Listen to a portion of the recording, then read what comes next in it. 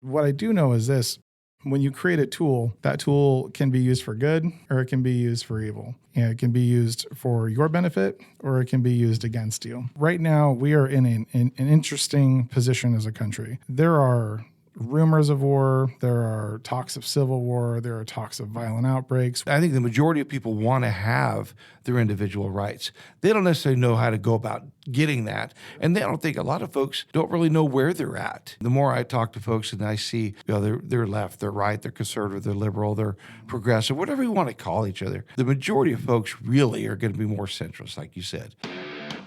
Every citizen armed ensures that every American patriot is prepped with knowledge, perspective, and firepower. He counted on America to be passive. He counted wrong. Ask not what your country can do for you.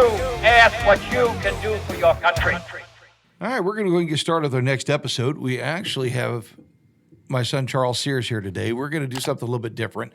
We're not going to do a full-on interview with an outside guest. We're going to talk a little bit about what's going on in the current state.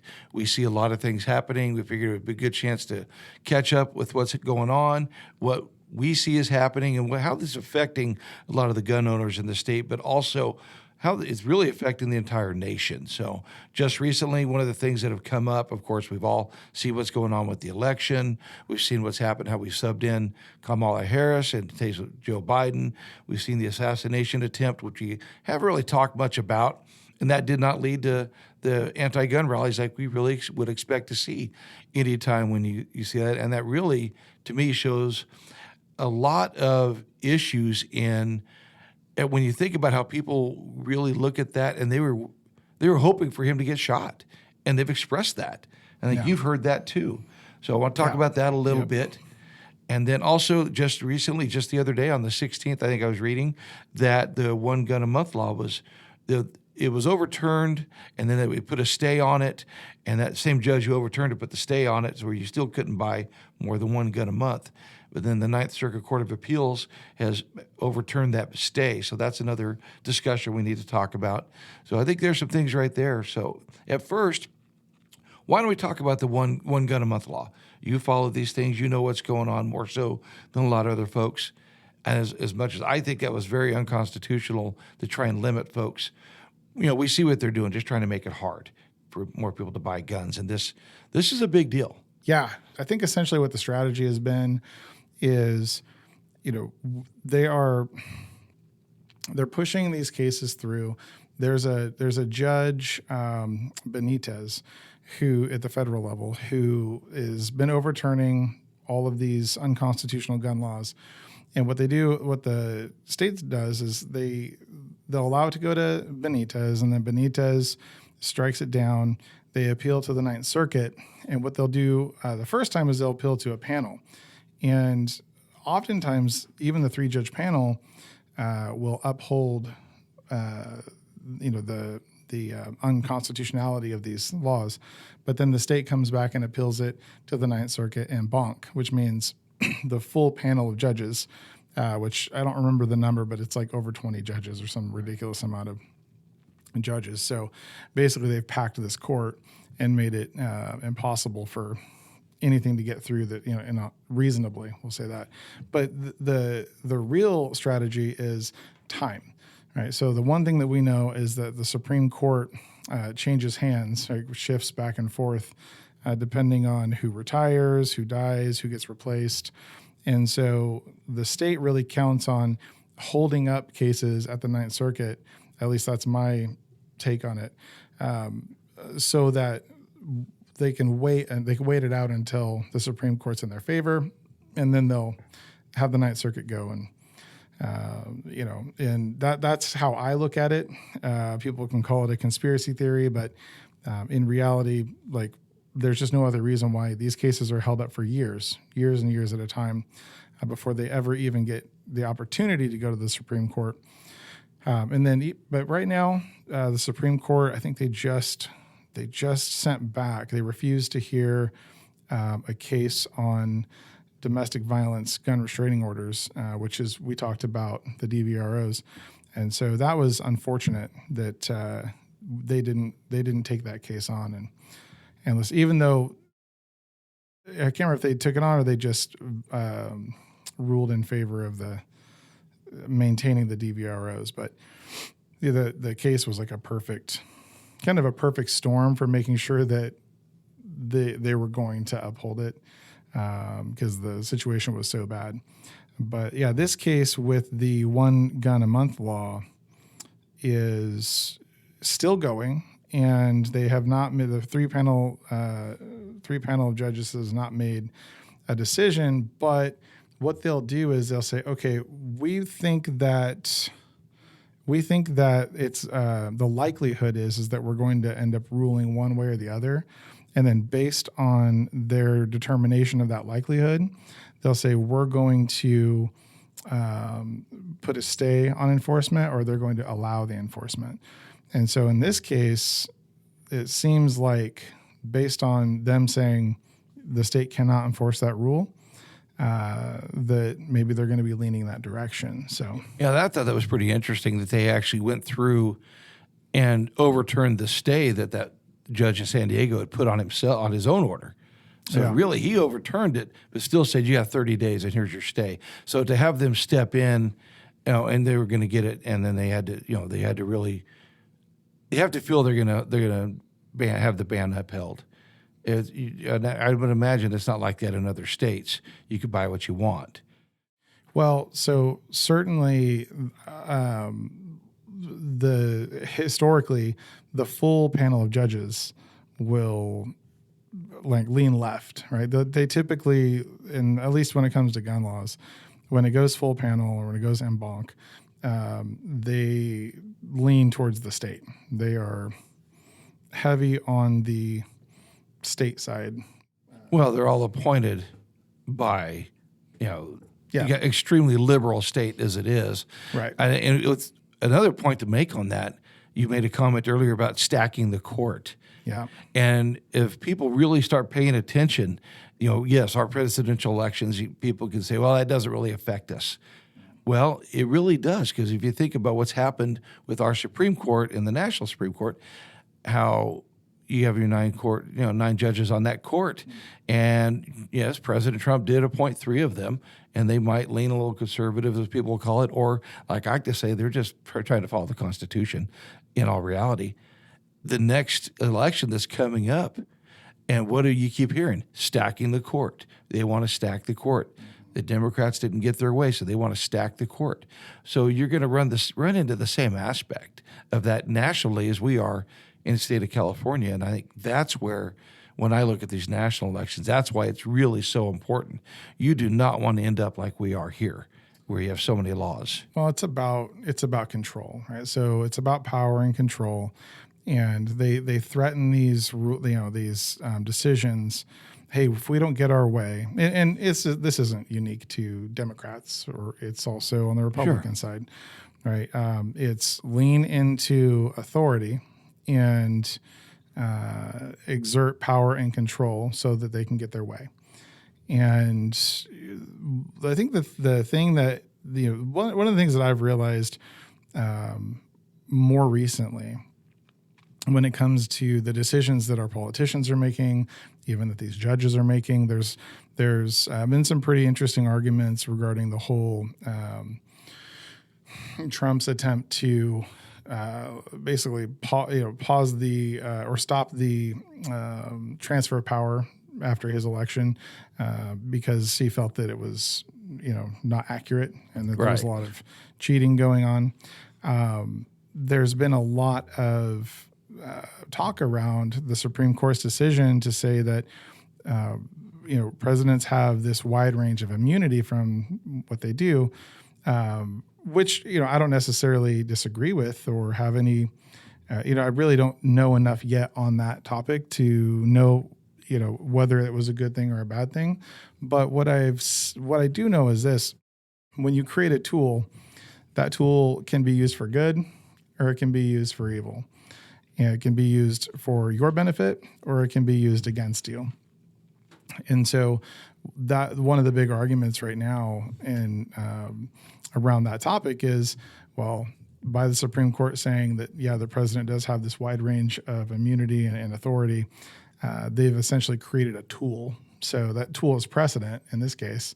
But yeah, it's, that both sides of the argument here are trying to exert their own will upon the people. And it doesn't seem to me like the bigger side of the argument. So you said earlier, conservative and liberal, and then, which is interesting to me because I've been having a lot of thoughts about how are we defining, if we were to look at our election right now and try and look at these two candidates that are in front of us, Kamala and Trump.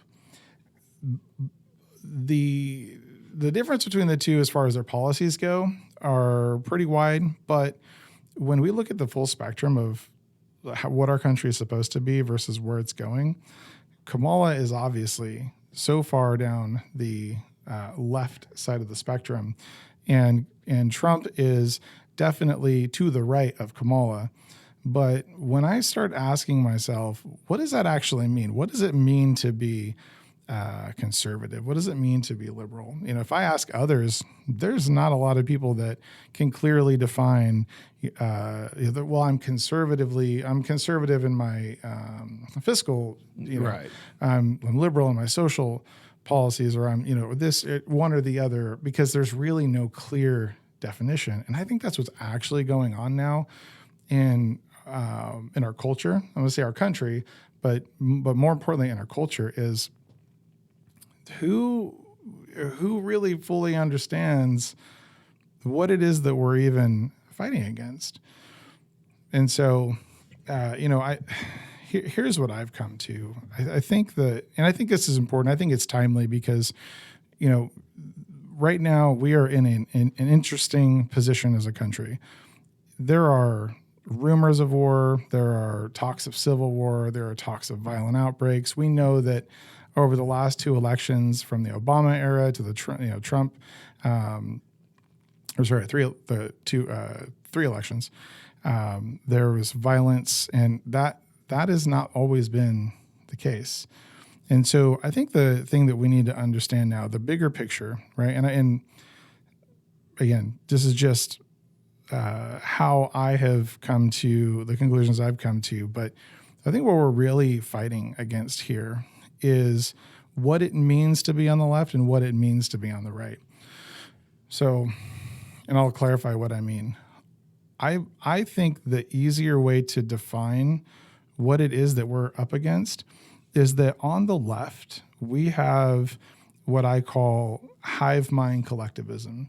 So if we go to the furthest left that you can possibly go on this spectrum, you have people who, there are some, right? They're really calling them progressives, but in their belief system, they're pushing further and further into this idea that you don't have an identity, that you're not important, and you need to sacrifice your individualism for the collective good. And on the furthest right, we have the furthest right? We have what I call individual isolationism. So we have people that are like, on the furthest extreme, I would rather live in the woods by myself with my family. I don't need anybody. I don't need anyone's help.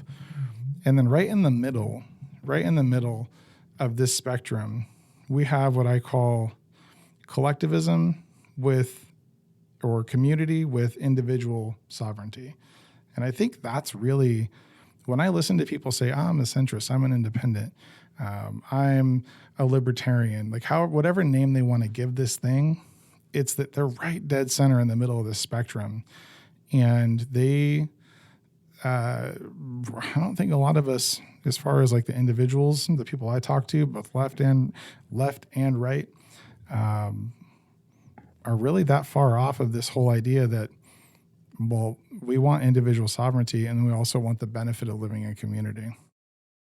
Well, I kind of got away from the original topic there, though. Yeah, we were talking about guns. Yeah, we were talking about what's happening with the laws. Yeah, but I think a lot of those things will tie into that. Yeah, when you bring that all back. Yeah, it does get into individual rights. It does get into, and I think the majority of people want to have their individual rights. They don't necessarily know how to go about getting that. And I don't think a lot of folks don't really know where they're at.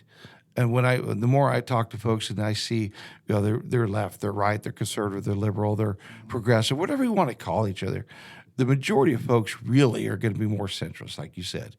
And then that to me is going to be somebody who wants to be protect their own rights, protect their own family, take care of the folks. We're seeing a lot of that being pulled away, and things like this where you're limiting what people could buy as far as firearms go to protect their family. That does fall right into this. I think that is a problem. So that is an individual right. We can't let that be taken away. And if people really paid attention and saw, and I've heard that discussion before. I remember years ago. I remember the first time, it was probably 2007, 2008. I had a customer come in, and he was a good customer, and we were talking, and he said, "Well, I'm fiscally conservative but socially liberal." So I looked at him. I said, "So you really just can't make up your mind? This is what you're really telling me." I said, "Just make up your damn mind and make a decision." But I understand where you're at on that. And I think a lot of those, to me, when I hear that socially, it's a little bit of a mixed match in there. So that's fine.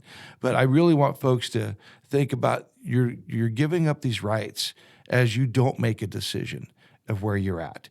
If you say, "Well, I just don't want to pay attention to that. I don't really care one way or the other," then you're making a decision to give up your rights. That's really what you're doing. And if you say, "Well, I'm just going to go vote because of this or that," you're not really paying attention to the facts of what it's going to do. All of these things have the potential of pulling your rights away. And if you don't think that's that important, you're sadly mistaken. And I think more and more folks are having to really wake up to this fact. Nobody really likes to identify themselves as a conservative or whatever you want to call it, right wing. It's the media has done a great job of really demonizing anybody on the right, and we on the right have done a terrible job of defending ourselves. It's the way I look at it. So more people are more right than they realize. Oh, yeah, 100%. And if they really stopped and looked at it and looked at what people are saying, what their politicians are saying, they will understand, okay, I agree. They don't necessarily have to have this or this or this. But if you really pay attention to all of it, you'll see the collectiveness of their ideas are really going to be together. And like we live in community, right? And 100%. The gun laws, so that is like one of the things that the founding fathers gave us that has protected our ability to live free this entire time. Like if you look at the question just keeps getting answered in the same way. It's like if you look at the path, it's like, okay, we're going to take taxes. Oh, we're going to tax the rich. Just kidding. We're going to tax the middle class. Oh yeah. Right. And back to, so further down the collectivist path, right?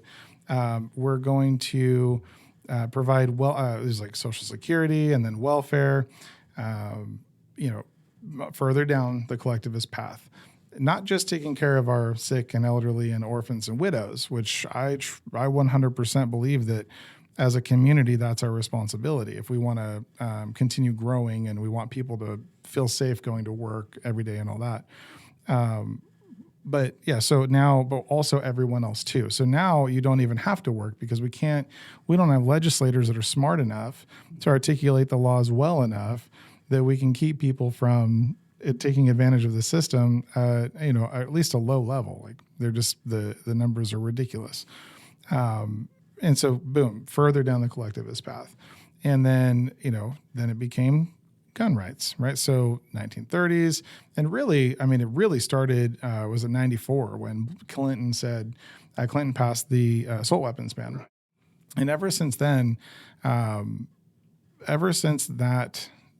law was passed, it's just been this like the conservative, the right wing. I'm going to stop saying conservative. The right wing, or the movement back to the right, the movement back to individual sovereignty has been stronger, which is why ultimately Trump got elected, because he is this representation of angry people who are like, wait a minute, it doesn't make any sense for me to continue giving and to continue giving. The only reason that the only reason that I don't go kill my neighbor and take all of his stuff is because we have an agreement that we're going to live peacefully in community. And that's for our own mutual benefit, right? It's for our mutual benefit so that we can raise our kids in a safe environment, and that when we die, we leave our kids to a community that's going to help protect them and thrive. And that's not what's happening anymore. For all of the middle class, especially, even the upper middle class, because we've been there in the upper middle class, and you just pay more in taxes, and ultimately you don't qualify for all of this collectivist social safety net, but also you're going to get taxed at a higher rate, higher percentage. So really, they're just equalizing, or they're trying to equalize. Well, yeah, you're bringing everybody together in their mindset. We're making everybody equal. Well, not everybody is equal. But not the rich, though. Yeah, but not the rich, right? Not the rich. Yeah, the rich will always be demonized, even though I've never worked for a poor person. Yeah, Anybody I've ever worked for is a rich person, so they're the ones applying the jobs. So but really, that's not even the majority of the jobs. Really. I would say the middle class is the one who's supplying most of the jobs. No, they're supplying the majority of the jobs. But when you come down to it, you're not going to work for many poor people. But at the same time, I don't know. I have 6 businesses, and I'm pretty poor. You're pretty poor. Yeah, and realistically, you could move. That's how you can move into the next level, though. You got to have those opportunities. So, when I see a lot of these conversations happening, and I start really talking to these folks, one of the things I've really noticed, and I get on social media and I spout off at times when I probably shouldn't, but it doesn't matter. I'm going to continue to do it. Yeah. But I try and do it, and I ask questions of folks. Help me understand your thought process. I love talking to somebody who doesn't agree with me. Sure. I want to understand where they're at on it. I don't care if it's a different religion, a different political belief. I want to understand how they got there and what their core beliefs are. What I have noticed the majority of the time when I make these comments, now Bakersfield Tough is a site that I'm on quite a bit. When I make comments on there, they don't give me reasons. They generally attack. Sure. I'm going to go insult anybody who disagrees with me. Yeah. No, and that generally comes from the liberal side. If they're going to attack you, no, just to have a discussion about it, just talk about it. It's Charlie Kirk talks about that a lot. He says, once you stop talking, now that's when the violence starts. Let's start having conversations, and we really need to have that. You'll find that we're not all that different. It's just more people are paying more attention, in my opinion. Well, the pain is greater, right? So we're in a place now where everybody sees the impact of what collectivism and government mismanagement does. So when you allow the government as you move from the individual all the way to the collective, the thing that takes over is the institution. So the individual identity is decreased. The individual sovereignty is decreased, and you have to give up not only your rights, but also who you are and what you believe your value to society is, because the institution has to start taking over and it has to start normalizing. And that's what we're seeing right now. They're trying to normalize everything underneath, or everything that they govern. They're trying to normalize and say, we don't need, again, ruling class, right? Ruling class people who rules for thee and not for me. Oh, yeah. Are trying to say, well, we don't want the poor to be that poor, which I agree. And, obviously you want them to be somewhat poor because your education system sucks, and that's intentional. But then again, we don't want to allow the middle class to break into or break the threshold of this elitist part of society. And so, you call them the rich, call them the elites, call them whatever it's not about money. It's about control and influence. Well, sure it is. And so they want to create their oasis while they're while they're maintaining control over and trying to normalize everything underneath them. And that's where we're seeing pushback. And the only reason that they haven't been able to do that is because we have something like 80 million armed citizens in the United States. That was some stat I recently heard. At least that. I think last I read was 96 million. So, Yeah. The amount of guns in itself, yes, it's, we have a shirt that says one right, to protect them all. One right to guarantee them all. And that's exactly what it is. It's the Second Amendment is one that's going to guarantee that, you're not going to fight the government, you're not going to do this, you're not going to do that. Well, you got to understand, you're not necessarily going to fight the government, but at the same time, you have to have the ability to defend yourself and defend your rights.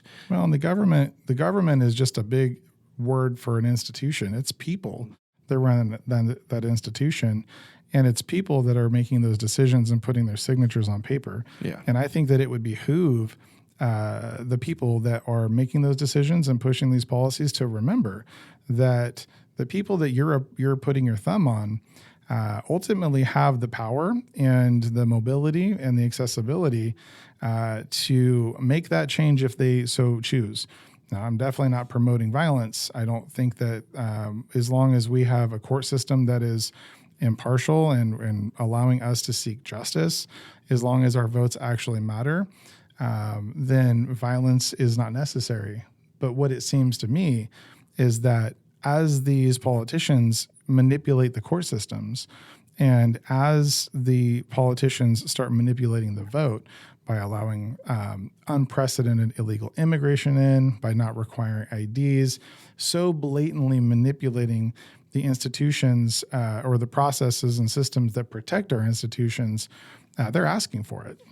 Well, that's exactly what they're doing. We're already seeing that in some places. They're trying to let illegal immigrants, and illegal aliens, you want to say it properly, in my opinion, but I mean, they're here illegally. They're trying to make it where they can vote. Yeah, let's give them driver's license. Everything's a step, and you could look at it, however you want. They're normalizing more and more things. And I always go back to a conversation I had with your sister, my daughter, years ago, and it started with actually gay marriage, and I don't care, gay couple want to get married, no big deal, but you could see the progression. And at the time I told her, I said, listen, here's what's going to happen. I said, I don't care if two guys want to go get married, two girls want to get married, that's their business. Go do what you want to do. I don't care. I don't need to hear about it. I said, but understand you're desensitizing people.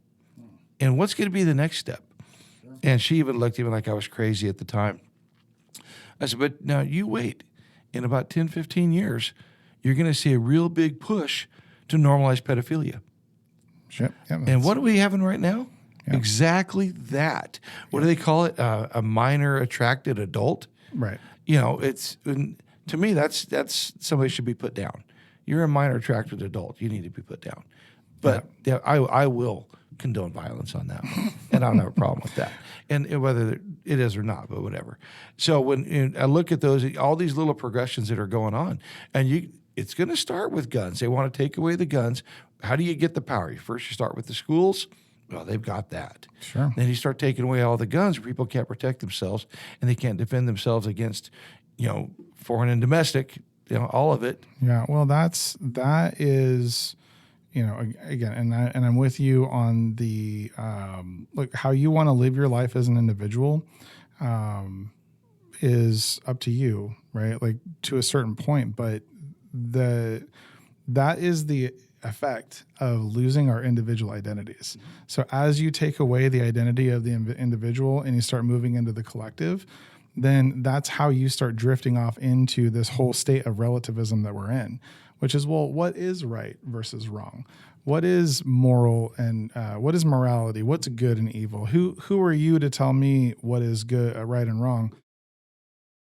Well, and that's why, and I think this is important for our listeners to understand, is that that is why you can, like, collectivism to that extent will never work. As soon as you start removing individual sovereignty, people will start breaking away, and people will refuse to lose their individual identity.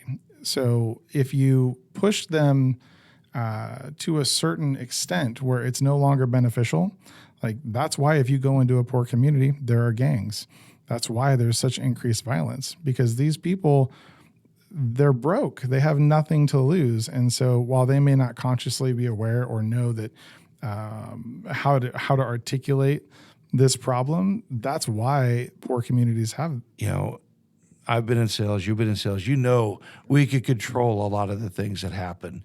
And we know that you wouldn't have commercials if people didn't think you could be manipulated.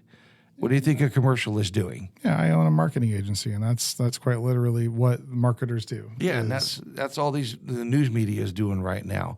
And with that, you think about how, and I think about this growing up, we always thought, gosh, we really need to get a business person in the presidency.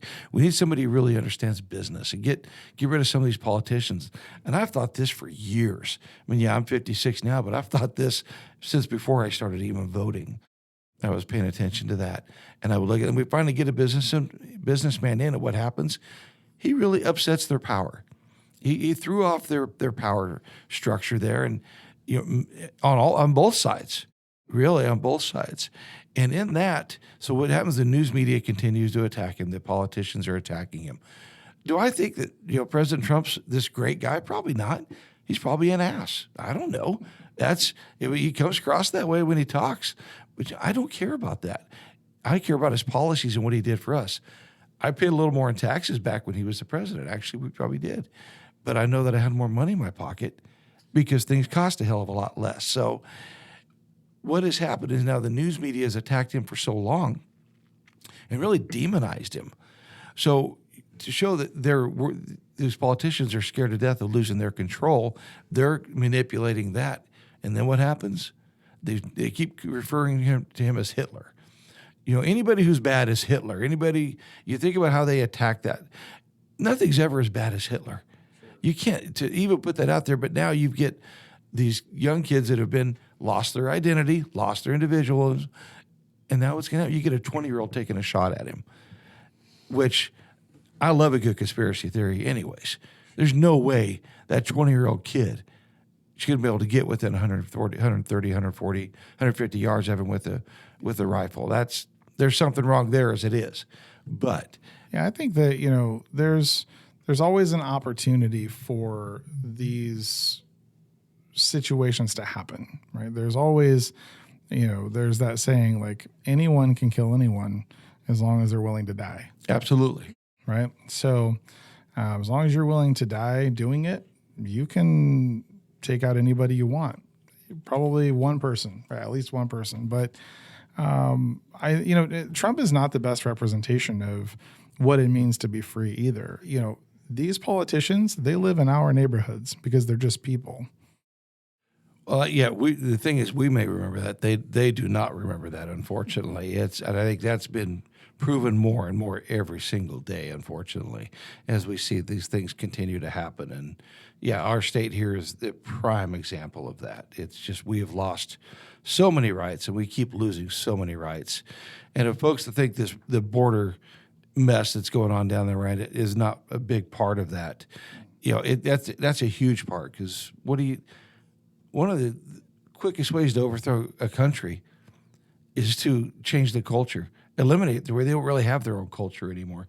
We've heard multiculturalism over there for a long time. And so what have you done? You've taken the culture away from the U.S. Oh, we need to put everybody together. No, you really don't. You really don't. They need to adapt to the U.S. culture. And I think, in my opinion, that's what's happened. We've really taken that away. So when I look at it, I think that more people are going to be paying attention to need to be paying attention to what's happening with all these folks coming over the border. I think that's even more reason to understand that you better be able to protect yourself. And we brought it up briefly on one of the last podcasts about the amount of Chinese that are coming over the border, the amount of other countries. It's not just, folks from Mexico, folks from South America. That's actually not that's a big part, but we have a big portion from the rest of the world coming. I heard a guy talking. He said, all you got to do is get to South America, and you're just a hop, skip, and a jump from coming up here. Well, the Chinese know that. The Iranians know that. The Russians know that. So if you think they're not sending folks over, we don't end up with 30,000, 40,000 Chinese coming over the border of military-age men. Sure. Yeah, but at the same time, you're seeing them come in and changing our own culture of what's happening. Happened in Minnesota right now. Look what's going on there. He just changed the flag. to where the state flag, he felt it was not inclusive enough. It was offensive to some people. So what he did, he changed the state flag. It looks an awful lot like, I believe it's Somalia, which I thought was very interesting when you think about what he's done. And he to me, he's just a disgusting, despicable individual. And they try and make him off as dad guy. But no, he's a horrible, horrible person. I would have taken a lot of other people other than him. And that part alone should wake people up to what's going to happen. Yeah. Well, and I think that's where when we talk about defining terms, it's like that's where it becomes much easier just to ask the question, like, well, why is he an evil person? Well, he's an evil person because he is so far down this path of collectivism that he's forgot what's important to what his role was, which was to protect the American people, which was to protect the people of his state. And instead of so the thing that these people are missing, right? Just got to remember, they're so far down they just can't even fathom. They have no concept of what it means to be right versus wrong, because in their mind, right at this point in their journey towards collectivism, right means giving up your individual identity. You mean nothing. You're a representation of humanity, and if you die, no big deal. Right? Because this is about the community. It's not about you and your kids. Well, the problem is that that only applies until it's about them and their kids. Absolutely. Right? So, and that is where this breaks down. As soon as the consequences felt by the people that are perpetuating this whole collectivist nature, that's when it's going to change. So you never get there because civilization will fall apart.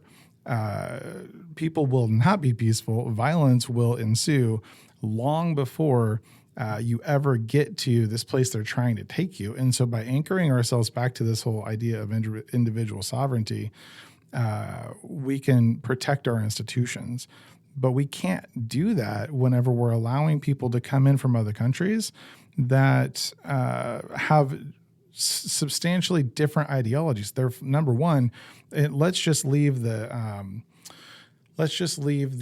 government agents and potential terrorists out for a minute, and only talk about the people that are fleeing their countries because they're so poor and they're so lacking in opportunity. But they don't understand why they're poor. They don't understand why they lack opportunity. So they bring their belief systems and their culture up to the United States, and then they infiltrate, and then they begin to influence their communities and those people, the people around them, with their ideologies. And so that's real. I mean, when you think about what a country is, right? When you think about what a nation is, the boundaries of a nation aren't walls; they're ideological differences. Like the United States is the United States because we're not Mexico because we don't have the same ideas. If we had the same ideas about what we should do with economics, if we had the same ideas about how people should live within a community should live their lives, then there wouldn't really be any need to have these boundaries. But because their ideas of how to live life are so different than ours, like we essentially create a boundary around our ideas and we try to protect them. And that's what's going on is they're infiltrating, they're allowing all of these separate cultures that come from horrible places to live, lack opportunity, lack medical care, otherwise they would stay there, right? Well, sure they would. There's a reason they're coming here. Right, and that's why they're coming here. Yeah. And one of the things I just thinking about that, to bring it home to a lot of folks here in the U.S., we get that, okay, we're from California. And what has been the biggest criticism of California over the past 5 years probably is we keep all of our citizens are going to other states. Right. So now what do we keep hearing in Oregon, Washington, Wyoming, Idaho, Montana? Stay there. Stay in California. We don't want you to come up here. You're coming up here and trying to change. Don't infiltrate our state. Yeah, but it's interesting, like Oregon and Washington, they hate the idea of Californians coming up there and changing their state and changing it into another California. But yet, a lot of those folks up there are very liberal, and they're very okay with all of the infiltration we're getting from the southern border. Yeah. Oh, Chaz. Yeah. I mean, look at what happened with Chaz. Yeah, right? exactly. Like in That was all right Washington, up there, and but yet they really want to. So there's your prime example of folks that could look at that and go, Tennessee is changing tremendously as Californians are moving back there. Yeah. And what's going to happen as it's the same thing that's happening. Those are just little microcosms of what's happening to the entire U.S. Yeah, it's going to, this is, so it's going to change, and this is how it's going to change. We are over $30 trillion in debt, and we can't, to service that debt. And, and I'm not an expert on these economics like the people that study this all the time, but I listen, right? And on a podcasting was Tom Bilyeu I heard recently, that what they're effectively doing, the plan is to inflate the dollar to help pay for the debt. So if effectively they're going to make everybody poor, right, or poorer than they were. Right. You're not gonna have as much buying power. Well, we're already so stretched, right? We're already so stretched that if I take any collectivist, right? So I'm just going to say we're going to use the term collectivist, not the individual sovereignty, right? We're past that now. Take any of these people that are on this side of the line, left of center, and take food off of their table, take food out of their child's mouth, take gas out of their car. As soon as they start feeling the pain of not having the resources to survive, that's when, and this is why Churchill said it, right? This is why Churchill said what he said about, if you're conservative under 30, you're heartless, and if you're liberal over 30, you're brainless. The reason he said that is because as soon as you feel the pain of what it means to not be able to feed your kid, you're going to immediately become more aware and of what it means to have individual sovereignty and the ability to produce. And you're going to realize, oh, it is about me because my kid's hungry and I'm hungry. And I suddenly no longer care about this whole idea of I don't matter. I'm just a representation of the community. So that's where this falls apart. So as the government continues to be mismanaged, as the elites continue to make people poorer,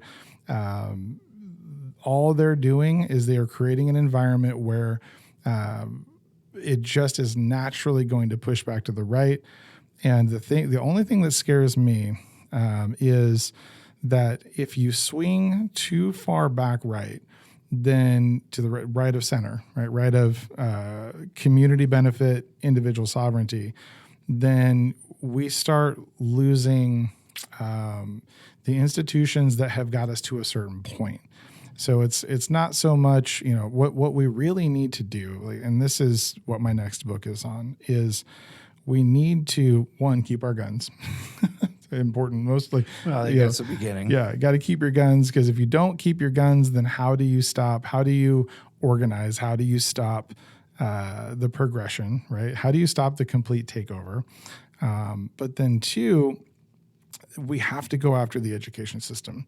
That's what the left did. That's what the collectivists, the socialists, the communists, that's what they've done, is they went after the education system. They're producing a population of humans that reads at the 5th grade level or below. So we have an extremely ignorant population who is basically meant for blue-collar jobs. And which is fine. There's nothing wrong with blue-collar jobs. I worked that pretty much my whole life. So, but the problem is that when you don't even read at a 5th grade level, like, how do you use a computer? Well, we're in an age of technology. How do you navigate the economy? You get fired you're just basically going from job to job, and now you can't make enough money to support your family. So what we need to do is we need to fix the education system and install what I call rites of passage. Like, we need to start teaching children from the ground up what it means to live in community. And we need to take that by force if necessary, because our education system is how they are manipulating us, how they are controlling us, and how they're breeding in generations of children that are becoming adults and have no idea what's going on. Well, I think that's why you see the big pushback against the voucher system. But more and more people are taking it into their own hands and doing homeschooling. We're seeing that grow every single year. COVID was a big factor in that one. We saw that just spike up pretty tall. But I think as you see the folks that are in control, they will not ever support the voucher system because it does take away power from their union, which is a big factor. Sure. And anybody that thinks that teachers union is out there for your kids, you are sadly mistaken. I have sat in meetings with presidents of teachers unions in the past, and I can tell you they are not there for the kids. You were on a school board, right? I was on a school board. I was on numerous different committees. I've sat right across from them, and we've sat there and argued, and they really have made it very clear they are there for the teacher. They are there to get as much for the teacher as possible, which I have no problem with teachers making money. My daughters were teachers. My sister's a teacher. No, absolutely. Take care of them. Pay them where you should. But at the same time, hold them accountable. You've got to hold people accountable, and that's not what we're doing. And I saw that, like I said, firsthand. I would see, when they go through their review in a district that I was involved in, if they just got a satisfactory, if they got to meet expectations, they filed a grievance, and the union fought it. Wow. Like, okay, but you're a terrible teacher. Right. And you're lucky you got that. You should be fired. Right. But because the unions have so much power, and that falls back into the control. And I think that goes right back to, look who's really supporting these unions. Look who's maintaining their control by using that. Went through COVID. Who had the control during COVID? The government and the teachers union. They took a lot of guidance, from the teachers union. That was disgusting. And to see what they did to our kids. They tried to facilitate the mandatory vaccinations of the children. So absolutely. They really were pushing for that. And luckily, people were pushing back pretty hard. That was obviously one of those things that, the whole system is, the whole education system, it's, yes, the unions protect the institution, but it's also the curriculum, right? The whole No Child Left Behind ideology. And then, and I take it a step further and say, look, you have people that are young, that are just graduating college, who have no experience in industry, who are circling back around to go teach children ideas when they never went out and experienced how to apply ideas in the first place. So you're effectively creating an entitled mass of people who think they know how the world works because they went to college. Well, I went to college, and I also own multiple businesses, and I also served in the military, and I also served in law enforcement. And if I have a conversation with any of these teachers, 90% of them easily have no clue how the world works. They're just trapped in their own little box, and they think that because they went to school, that somehow what they read in a book that was written 20 years ago, that's only been updated by addition, has some relation to what it means to go out and actually be an adult in society. And just I think the best example I ever had was Christine Dixon, who was an agriculture teacher at North High School here in Bakersfield. And she was the third female ag teacher in the state. Great teacher, great lady, did a lot of amazing things. But one of her biggest factors was nobody should ever be allowed to come straight out of college and be a teacher. You've 100%. Got to go experience the world, which she did. I mean, she joined the Peace Corps. She was all over the world.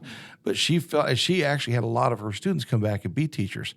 But she put it to them all to go out and learn what society's about first before you come back and teach. Otherwise, you have no real idea what's going on. Your whole life has been in school. So there's a real problem with that, and it predisposes you. If all you've ever done has been under the guidance of a professor, a teacher or a professor, and then you go right back into the school system, then you are preconditioned to say, you tell me what curriculum to teach. Right. And so now we have this Department of Education that is pushing diversity, equality, and inclusion, this DEI, right? And what was the name of it before? What was that other I forget what it's called at the moment, but it was DEI, and then there was critical race theory, CRT. Yeah, critical race theory, exactly. Right? And so they are, and then also now we have the transgender movement. They're pushing that. They're pushing the sexuality of children. They have counselors that are trying to persuade, or we'll say promote children. Starting to take transition hormones. Oh yeah, absolutely. Right? Or will take your kids, because these teachers will support that. Because why? Because the mass majority of teachers went straight from college back into teaching, and so they're just part of they are institutionalized bureaucrats. Liars lie. Liars lie. It's one of the best statements I ever saw was when Trump was debating Hillary Clinton, and she sat there and accused him of not paying taxes and abusing the tax system and using it to hold all of his money back. And he said, absolutely, I do it. At least he was honest. And he goes, I'm not going to pay the taxes when the system is set up to where I don't have to. And then he stood right there and called her on it and said, if you want me to pay taxes, change the tax law. Right. You've been in office for 6 years. What have you done? Right. And he told the crowd right there, he goes, she won't do it because that's where she's getting her money. That's where her friends use it. Yeah, it's just to show that we have such a corrupt press and corrupt societies, the social media, all of that stuff, how it works out. You could, if they would just really do some research on this stuff, you would find out they want to push how dirty he is, which he's probably got a lot of skeletons in his closet. We know that. Sure. You're going to tell me that none of those other ones have skeletons in their closet and they can't find them? My God, I'd go find them. They're out there. And they've got to take your guns away. They've got to start eroding all your other rights. Yeah. You see them eroding the freedom of speech right. Well, that's hate speech. That's this, that's that.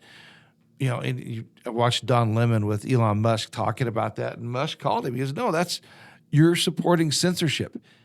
And Don Lemon said, well, yeah, but if it's wrong, hateful speech, we got to put a stop to that. He's like, no, that's exactly what censorship is. We don't have to agree with it. So they want to take that right away. Then you take the Second Amendment away. How does that lead down? Eventually, you're not going to be able to own property.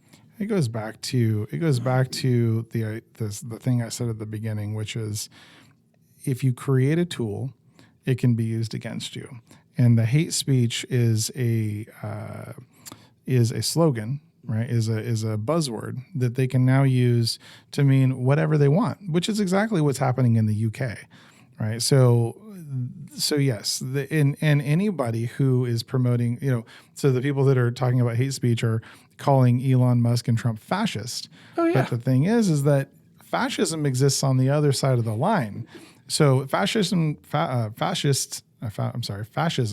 does not exist on the individual isolationist or the individualist side of the line. So anybody that is trying to control anybody else's behavior is on the other side of the line, right? If it does not influence or have we'll say if it does not take from someone else and leave them what I call less than whole, or take from them and injure them, then you're a centrist, right? We don't want people hurting other people physically or taking or stealing from them.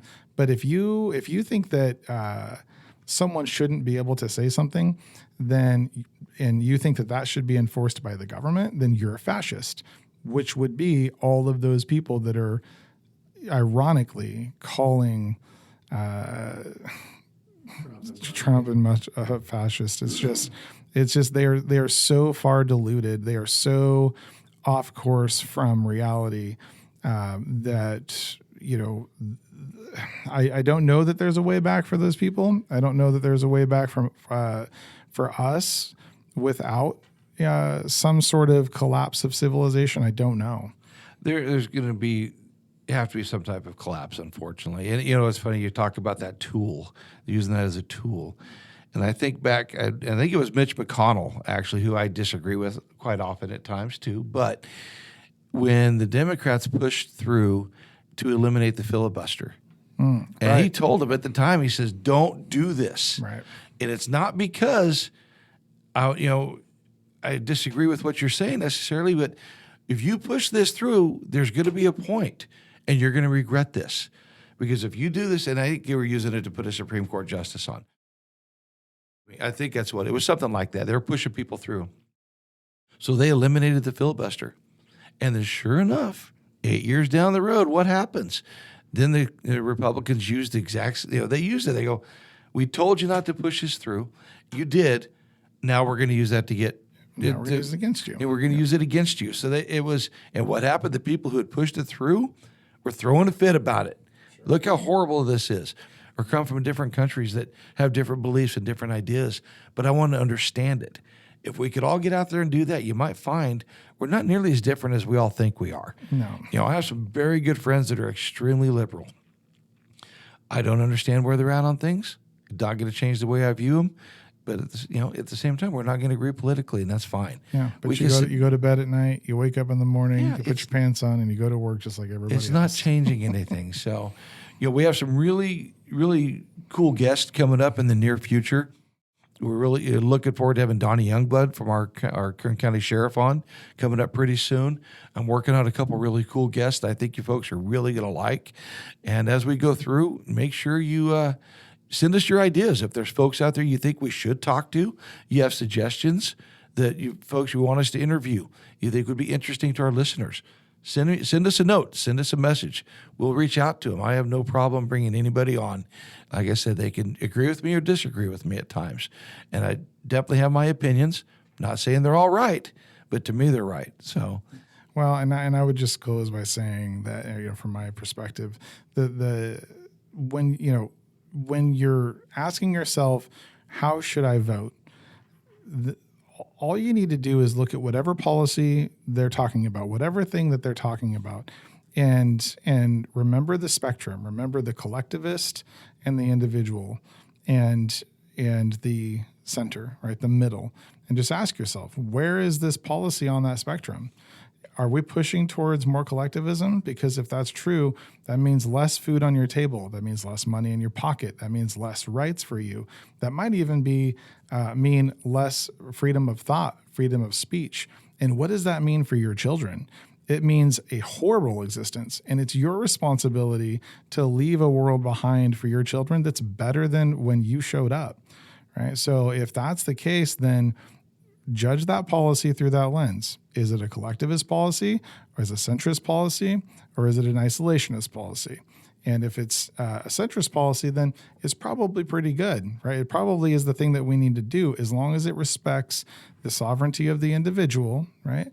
The rights, as we're calling them, and we're not taking from others. If we're taking from others and we are moving towards the collective, then that is absolutely a no-go unless you want to see civilization collapse. So hopefully that gives people a little bit of an anchor to say, what should I vote here? I don't know. I typically vote Democrat, or I typically vote Republican. Well, that gives you a slightly better lens of what it actually means to be on the left and what it means to be on the right. And hopefully that is clarifying. Yeah, absolutely. So thank you guys. Appreciate you listening to our episodes. I hope we put some fun things out there for you to talk about and start some really nice discussions amongst your homes. So as we move forward, we'll let you know who's coming on. Like I said, we're looking forward to having Donnie on. I think that's going to be a great one. And we'll have this one released. We just had Wes Morris on the other day. He was a lot of fun to talk to. So make sure you listen to that one if you haven't already. Very interesting guy. Yeah. So we look forward to getting some more of these folks on. And like I said, we do appreciate all you listeners out there. And drop us a line if you want to buy some of the shirts or their hats and things like that. So thank you much. You guys have a great day.